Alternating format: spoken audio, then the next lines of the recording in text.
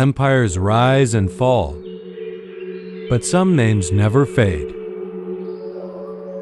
Cleopatra, the queen who ruled not just Egypt, but the hearts of history itself.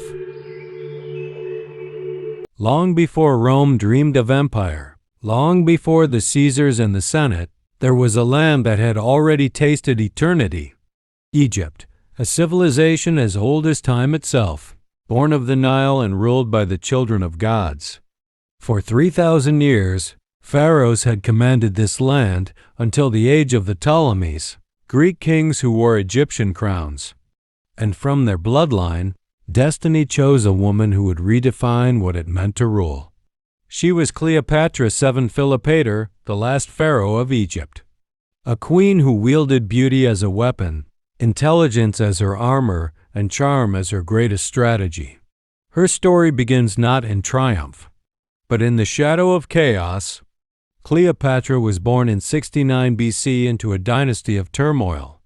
Her family, the Ptolemies, had ruled Egypt for centuries, but by her time they had grown weak, decadent, and divided. Yet even as a child, Cleopatra was different. She listened when others shouted. She studied while others feasted. She mastered languages, mathematics, politics, and philosophy, a rare education even among royalty. Historians say she could speak to anyone. Scholars, merchants, soldiers, each in their own tongue. She was the first of her line to speak Egyptian fluently, while others still spoke Greek to their own people. From an early age, she understood something profound.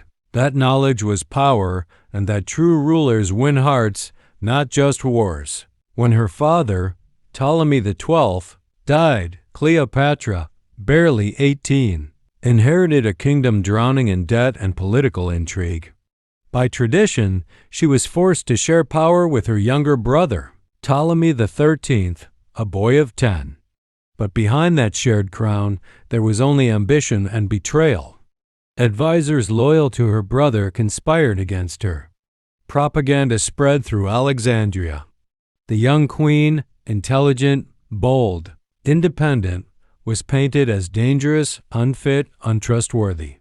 Soon, Cleopatra was forced to flee her own palace, cast into the desert with nothing but a handful of loyal followers. Many would have broken, but Cleopatra did not despair. She watched, waited, and learned, for she knew that empires are not won by strength alone, but by timing. And her moment was about to arrive. In 48 BC, the greatest man in the world arrived in Egypt, Julius Caesar, fresh from victory, his name already echoing across continents. Cleopatra saw in him not just power, but opportunity.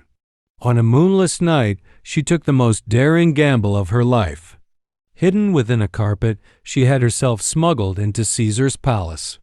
When the fabric unfurled before him, and she stepped out, radiant, confident, unafraid, Caesar was captivated. Their meeting was the spark of legend. Cleopatra spoke not of flattery or submission, but of alliance and vision, how Egypt could once again stand as Rome's equal, not its servant. Caesar, ever the strategist, saw in her a mind as sharp as his own. Together, they formed an alliance that would change the fate of nations. And from that moment on, Cleopatra was no longer a fugitive, she was a queen reborn. With her throne restored, Cleopatra ushered Egypt into a new golden age. She reduced famine through careful management of the Nile's harvest. She reformed taxes, opened trade routes, and filled the royal treasury once again. Under her rule, Alexandria glittered like a jewel of the ancient world, its libraries, temples, and academies unmatched in beauty and wisdom. To her people, Cleopatra was not merely their queen, she was their protector, their goddess, their mother. To Rome, she was a mystery, too clever to control, too powerful to ignore. But fate, as always, was waiting.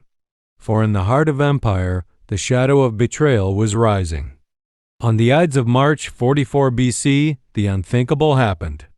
Julius Caesar, her ally, her lover, the father of her son, was assassinated. The Roman world fell into chaos. And once again, Cleopatra stood alone, a queen surrounded by the storms of men's ambitions. Yet even then, she did not retreat. She sought peace where others sought revenge, and waited for the next power to rise from Rome's ashes. That power came in the form of a soldier, a warrior known for both his valor and his vices. His name was Mark Antony. When Cleopatra sailed to meet Antony, she came not as a supplicant, but as a spectacle. Draped in gold, her barge scented with incense and music, she appeared not as mortal, but divine. Antony was enchanted. But more than love, he found in her an equal, a ruler of unmatched ambition and wit. Together they dreamed of an empire greater than Rome itself, one ruled from Egypt, the heart of civilization. They celebrated, strategized, and conquered, a partnership of passion and power. Yet in Rome, their love was seen as treason. The Senate called Cleopatra a witch, a seductress who had ensnared one of their greatest generals.